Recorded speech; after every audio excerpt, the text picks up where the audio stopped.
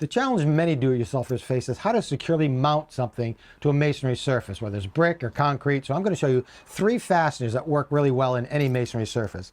The first 2 are wedge anchors, and this one it's a lag shield, and as you drive in the lag screw, the bottom of it gets wider and wider, and the tighter you drive it in, you can see the wider it gets, and it gets wedged in the hole.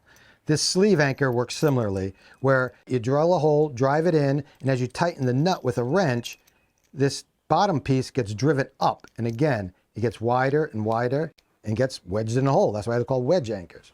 Now the third one is a masonry screw, which doesn't use any anchor at all. It's simply a specially designed screw that has threads that go right into the surface. So what you're trying to do is make sure you use the drill bit recommended by the manufacturer. You can drive the screw right in, no anchor at all.